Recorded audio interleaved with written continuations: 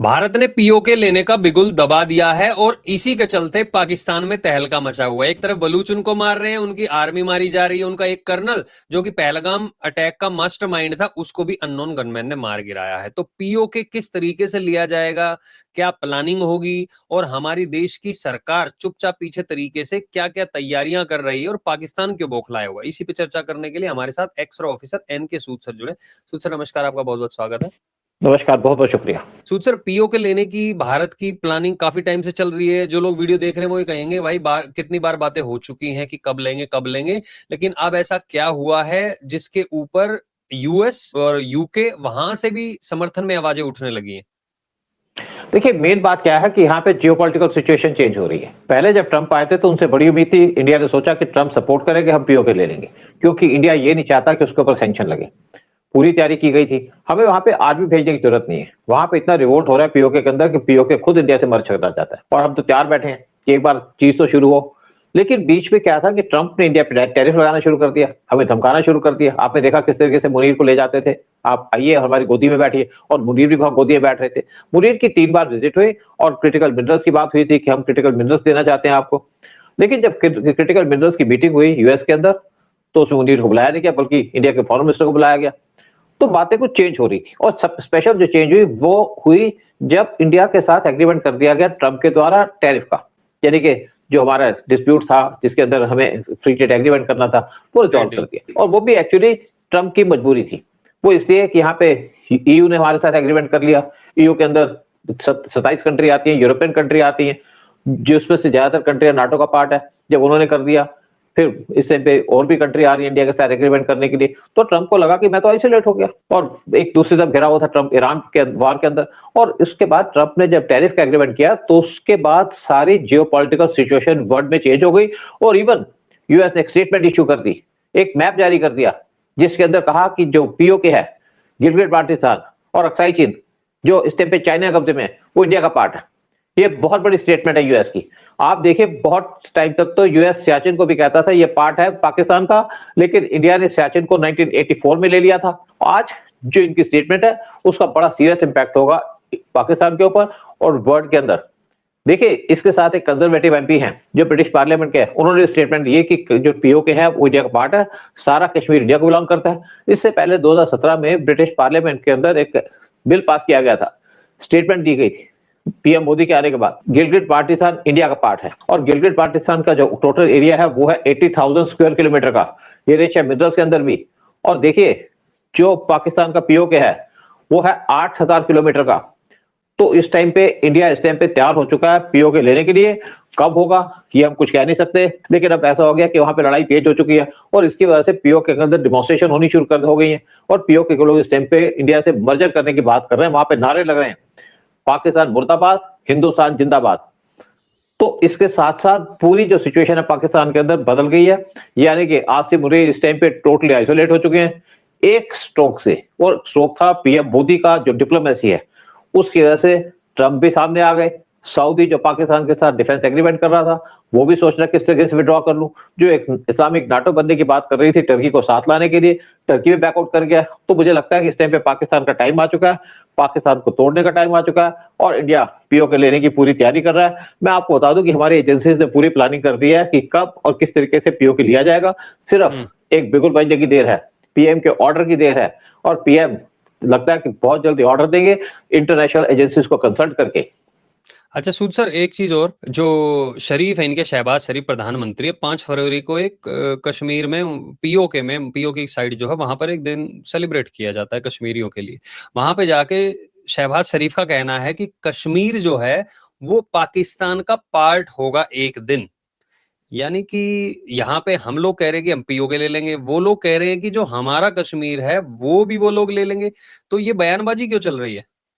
देखिए, बयानबाजी में पाकिस्तान का मुकाबला नहीं है। पाकिस्तान के हाथ खाली हो, पेट में दाना ना हो, यहाँ पे लोन चढ़ा हुआ है इनके ऊपर, लेकिन इनको कश्मीर चाहिए। ये जो 5 फरवरी का दिन है, ये बनाते हैं कश्मीर डे शुरू से, आज से नहीं। लेकिन इंडिया ने जो काम किया वो किया पीएम मोदी के आने के बाद। नहीं तो हमने पीओके का क्लेम नहीं किया था, हम चाहते थे बॉर्डर एग्रीमेंट साइन कर दो। लेकिन जब शहबाज शरीफ ने बात की तो उसको कोई समर्थन नहीं मिला, किसी पॉलिटिकल पार्टी ने सपोर्ट नहीं किया, पीओके के लोगों ने सपोर्ट नहीं किया। वहां पे नारे लगने शुरू हो गए कि पाकिस्तान मुर्दाबाद, हिंदुस्तान जिंदाबाद। क्योंकि आज पीओके को इंडिया से मर्ज करना चाहते हैं। और दूसरी तरफ जो कश्मीर के चीफ मिनिस्टर हैं ओमर अब्दुल्ला, उन्होंने भी स्टेटमेंट दे दी। उन्होंने कहा कि आपके पास खाने को तो कुछ है नहीं, अपना देश तो आपसे संभल नहीं रहा, फिर आप कहते हो हम पीओके ले लेंगे, हम कश्मीर ले लेंगे।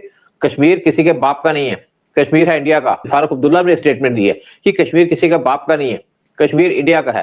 देखिए, जो पहलगाम का अटैक हुआ था उसके अंदर जो कर्नल इन्वॉल्व था, जिसने पहलगाम अटैक के ऊपर प्लानिंग की थी, ये उसका मास्टरमाइंड था, उसको अननोन गनमैन ने पाकिस्तान के अंदर मार दिया। आप देखिए, जो IC-814 की हाईजैकिंग हुई थी, उसके भी अंदर जितने 5 टेररिस्ट थे उनको सबको गनमैन ने मार दिया था पिछले साल।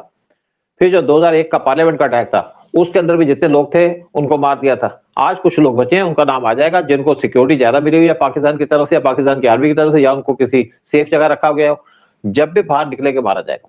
आज इंडिया ऑफेंसिव मूड में आ चुका है। अच्छा सूद सर, आप कह रहे हैं कि ऑफेंसिव मूड में है और भारत की जो सेना है, जो भी हमारे रक्षा दल है, वो एक्शन लेते हैं। राहुल गांधी तो कह रहे हैं कि पीएम ने ऑर्डर दिए हुए हैं कि जो तुम्हें ठीक लगे वो करो तुम लोग, यानी कि हाथ बांधे हुए हैं उन लोगों के। वो पार्लियामेंट में जाके कह रहे हैं, वो मजाक उड़ाया जा रहा है, एक तरीके से AI वीडियोस बनाई जा रही है पीएम मोदी के लिए। तो क्या पीएम मोदी ने सच में छूट दे रखी है या फिर राहुल गांधी कुछ अलग एजेंडा फैला रहे हैं? देखिए, छूट का मतलब ये नहीं कि पाकिस्तान पे अटैक कर दो। आर्मी को इस टाइप का कोई ऑर्डर नहीं दिया जाता कि आप जाके अटैक कर दो, वहां के लिबरेट करा दो।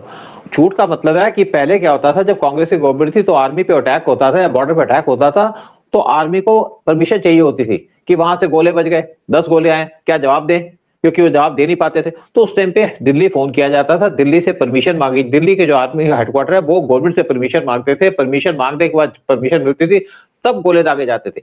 ये था काम कांग्रेस के टाइम में। और आप देखिए, कई बार हमारे सोल्जर को मारा गया बॉर्डर पे, 10 सोल्जर मारे गए थे, जिसके अंदर कुछ मेरे नाम भी थे, कैप्टन भी मारा गया था, जिसके प्राइवेट पार्ट काट दिए गए।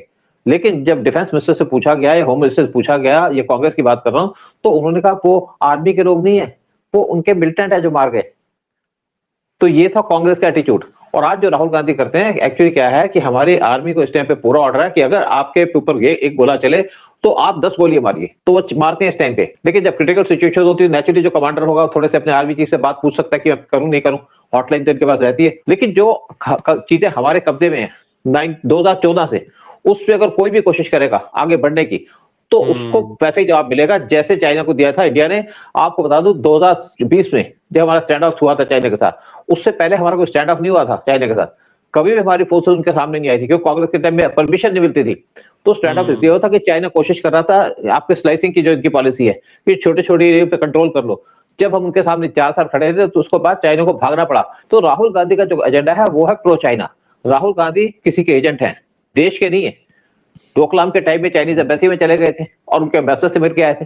क्या बताया नहीं गवर्नमेंट को कि मैं क्यों मिलने गया था, बल्कि चाइनीज एम्बेसडर को जो खबरें देनी थी जो इनके पास थी, क्योंकि इनके साथ कुछ पुराने इंटेलिजेंस के ऑफिसर भी हैं, जो खबरें देनी थी उनको दे आए। फिर ये चाइना चले गए, चाइना को ऑफिशियल विजिट पे नहीं गए थे। 2008 में चाइना गए थे अपनी मम्मी के साथ, और वहां जाके एक एग्रीमेंट साइन कर लिया था उनके साथ, सीक्रेट एग्रीमेंट, जिनको कहते हैं सेल आउट एग्रीमेंट। और एग्रीमेंट करने के बाद इन्होंने किसी को नहीं बताया क्या एग्रीमेंट है। फिर एक बार फिर चले गए थे, जब यहाँ पे बीजेपी की गवर्नमेंट थी, नेपाल चले गए थे, क्योंकि इनको Z+ सिक्योरिटी मिली थी। अपनी सिक्योरिटी वालों को लेके नेपाल चले गए, क्योंकि Z+ सिक्योरिटी के लोगों को अपनी सिक्योरिटी साथ रखनी पड़ती है बगैर गन के। वहां जाकर के अपनी सिक्योरिटी को छोड़कर चाइना चले गए और चाइना में PLA की गोदी में जाके बैठ गए। तो राहुल गांधी की स्टेटमेंट का कोई मतलब नहीं है। ये है एंटी नेशनल आदमी, एंटी नेशनल काम करते हैं। उनको ये भी डर है कि इंडिया मजबूत कैसे हो रहा है। जब हम रफाल ले रहे थे तब भी शोर मचा के रखा है, पूरे वर्ल्ड के अंदर शोर मचा के रखा कि रफाल महंगे ले लिए। भाई वो गवर्नमेंट टू गवर्नमेंट डील थी, वहां पे कोई कमीशन का चक्कर ही नहीं है। मैं आपको रिपोर्ट दे रहा हूँ रॉ की, उन्होंने कमीशन खाई थी गवर्नमेंट से। यानी कि आप भी सीएम रह चुके हैं, उनका फादर भी सीएम था और डिफेंस मिनिस्टर था, तो डिफेंस की डील में पैसा खाया करते थे। और यही काम करते थे राहुल गांधी की फैमिली के कुछ मेंबर्स, डिफेंस की डील में पैसा खाते थे। आज जो हम चीजें खरीद रहे हैं देश की सुरक्षा के लिए खरीद रहे हैं, ये पहले चीजें खरीदते थे अपनी कमीशन खाने के लिए। फर्क दोनों में यही है। तो ये लोग हैं जो देश के सुरक्षा के खिलाफ काम करते हैं। और आप गाना बजाते हैं, ढोल बजाते हैं, डपली बजाते हैं, जैसे देश का इनको बहुत चिंता है। देश की चिंता है तो करिए बात देश के बारे में, बताइए लोगों को कि क्या प्रोग्रेस है देश के अंदर, बताइए लोगों को कि हमारी इकोनॉमी कैसे बूस्ट कर रही है, बताइए लोगों को किस तरीके से मोदी ने ट्रंप को पटकी दे दी, बताइए लोगों को किस तरीके से हमने ट्रंप को डिफीट कर दिया, किस तरीके से डिफीट किया आसिम मुनीर को। कुछ लोग ये भी कहते हैं पीओके लेके हमें क्या फायदा होगा। देखिए, मैं पहली बार बता दूं, पीओके के अंदर जितने भी मुस्लिम हैं, क्यों कहते हैं हमारी डेमोग्राफी चेंज होगी, बिल्कुल ठीक बात है, कुछ हद तक चेंज होगी, लेकिन ज्यादा नहीं होगी, क्योंकि पीओके के अंदर पॉपुलेशन कम है। पीओके के लोग इस टाइम पे टोटल परेशान हो चुके हैं पाकिस्तान से। 75 साल से पाकिस्तान उनको लूट रहा है, बर्बाद कर रहा है उनको, ना उनको रोटी मिलती है, ना खाना मिलता है, ना उनके पास कोई इंडिपेंडेंस है। वो देख रहे हैं कश्मीर के अंदर किस तरीके से इंडिया ने काम किया है। अगर पीओके इंडिया से मिलेगा तो पहली बात यहाँ पे डेमोग्राफी को कोई फर्क नहीं पड़ेगा, और दूसरी बात इनका जो इम्पैक्ट होगा कश्मीर के ऊपर बहुत ज्यादा होगा। यहाँ पे जो थोड़ी बहुत भी मिलिटेंसी होती है खत्म हो जाएगी, और जितने भी पाकिस्तान के टेरर कैंप है वो पीओके के अंदर है वो खत्म हो जाएंगे, और पाकिस्तान एक्सपोज हो जाएगा। और पीओके अगर हमारे कब्जे में होगा तो हम वहां से पूरे तरीके से पाकिस्तान के ऊपर मिलिट्री अटैक कर पाएंगे जब भी जरूरत पड़ेगी, कि हमारा डायरेक्ट कनेक्शन हो जाएगा अफगानिस्तान से। आज हमें अफगानिस्तान से ट्रेड और बिजनेस करनी पड़ती है तो वो हमें जाना पड़ता है ईरान के रास्ते, तो हमारा डायरेक्ट कनेक्शन होगा अफगानिस्तान से, जिसकी वजह से वहां से ट्रेड कर पाएंगे, बिजनेस कर पाएंगे। और अफगानिस्तान है रिच मिनरल्स के अंदर, साथ गैस और दूसरी चीजों के अंदर, कॉपर भी वहां पहुंच जा रहा है। फिर उसके बाद एक और होगा कि जो चाइना और पाकिस्तान का कनेक्शन है वो टूट जाएगा, और एक और होगा कि हमें यहाँ पे लैंड तो मिलेगी, और जो पीओके के लोग हैं या गिलगित बाल्टिस्तान के लोग हैं, बहुत से लोग तो वहां पे मूर्ति पूजा करते हैं, और लैंड ज्यादा है वहां पे लोग कम है, उससे क्या है बड़ा रिच है वो मिनरल्स के अंदर भी, और जितना भी नदियों का कंट्रोल है पूरे तरीके से इंडिया के अंदर आ जाएगा, क्योंकि बहुत सी नदियां ओरिजिनेट करती हैं आपके गिलगित बाल्टिस्तान से। तो इससे इंडिया को बहुत ज्यादा फायदा होगा। और जो लोग सोचते हैं कि जैसे आपने कहा कि यहाँ पे चाइना नहीं करने देगा, चाइना कौन होता है? हम जो भी काम करें, जो चाइना, हम चाइना के एरिया में नहीं घुस रहे, हम तो अपने एरिया में घुस रहे हैं जिसको पाकिस्तान ने कब्जे में किया, और उसके ऊपर कोई भी एजेंसी इंटरफेयर नहीं कर पाएगी, चाहे चाइना हो या कोई हो। और साथ में अगर हमें सपोर्ट मिलेगी इंटरनेशनल, तो हमें और ज्यादा फायदा होगा, हम इजीली कर पाएंगे। और इसी तरह मुझे लगता है कि हमारे जो इस टाइम पे गवर्नमेंट है उसके जो सीनियर लोग हैं इस टाइम पे डिस्कशन कर रहे हैं, इस टाइम पे बात कर रहे हैं, इवन जो फॉरेन कंट्रीज है उनसे बात कर रहे हैं कि हम कब करें और कैसे करें। मुझे लगता है कि अब हम बहुत नजदीक आ चुके हैं अपने ऑब्जेक्टिव के, यानी कि पीओके गिलगित बाल्टिस्तान को लेने के ऊपर इस टाइम पे इंडिया बहुत ज्यादा ऑफेंसिव हो चुका है और बड़े आगे बढ़ चुका है। चलिए देखते हैं कि कब होगा, कैसे होगा, और भारत का हिस्सा होगा पीओके। और जो लोग देख रहे हैं इस वीडियो को वो भी बताइए कमेंट सेक्शन में क्या आप चाहते हैं कि पीओके ले लेना चाहिए, नहीं ले लेना चाहिए, और डेमोग्राफी की जो बात करते हैं लोग उसके बारे में कमेंट सेक्शन में आप अपने विचार जरूर रखें। इस वीडियो को सब लोगों के साथ शेयर जरूर करें और लाइक करें। जो पहली बार हमारे चैनल को देख रहे हैं चैनल को सब्सक्राइब जरूर करें। बहुत बहुत धन्यवाद सुध सर आपका भी आने के लिए, सारी जानकारी देने के लिए। जय हिंद, जय भारत। जय हिंद, जय भारत।